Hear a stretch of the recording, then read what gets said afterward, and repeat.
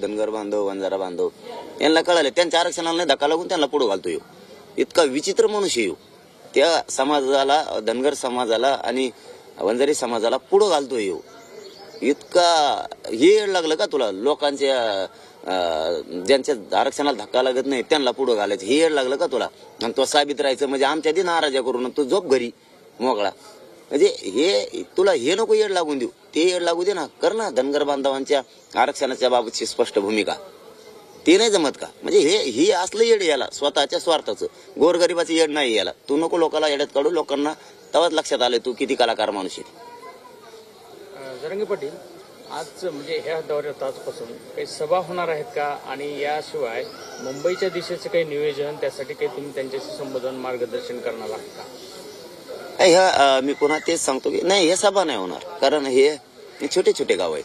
123 गाव, हे 11 तालुक्यातले गाव आहेत. अमृत नोनी आर्थो प्लस, ये एक प्रूवन फॉर्मूला है। इसमें मौजूद नोनी फल के गुण और आयुर्वेदिक जड़ी बूटियां शरीर को जरूरी पोषक तत्व देने के साथ साथ हड्डियों और जोड़ों के घिसने, उनमें होने वाले सूजन और दर्द को रोकने में मदद करता है। दर्द मुक्त जीवन के लिए अमृत नोनी आर्थो प्लस।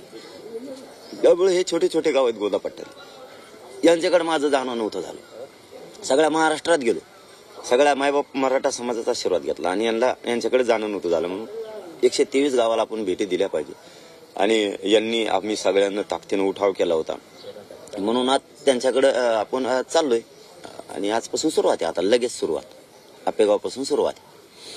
किती गावं असतील अंदाजे? आणि मुक्काम सुद्धा तिथेच होणार आहे शेवट? हो, मुक्काम तिथंच, मुक्काम तिकडेच होणार. दौरा म्हणल्याच्या नंतर दौराच, मुक्काम सगळे तिकडेच होणार. मुंबई बाबत काही मार्गदर्शन तुमच्याकडून होणार आहे? दुसरं कामच काय ठेवलंय आम्हाला सरकारने? आता तेवढंच काम ठेवलंय. पर्यायचं नाही आमच्या पुढे. कारण आम्हाला सुद्धा काही मर्यादा आहेत. सरकार जर मराठ्यांचं आंदोलन गांभीर्यानं घेणारच नसलं तर अवघड आहे. आज कॅबिनेटची बैठक आहे, आज निर्णय घेऊ शकतात ना. मग ते त्यांना घ्यायचाच म्हणलं तर ते घेऊ शकतात बा. आणि सांगायची काही गरजच नाही. आता सिद्ध झालंय 54 लाख नोंदी मिळून. एक महत्वाचा विषयही सांगायचा तुम्हाला की ज्या नोंदी दिल्यात ना त्यांच्या काही जणांचे सर्टिफिकेट सुद्धा यांनी दिले नाहीत. आणखी 13,000 सापडलेत बीड जिल्ह्यात. मला माहिती मिळाली, मी अधिकृत माहिती आणखीन घेणारच आहे.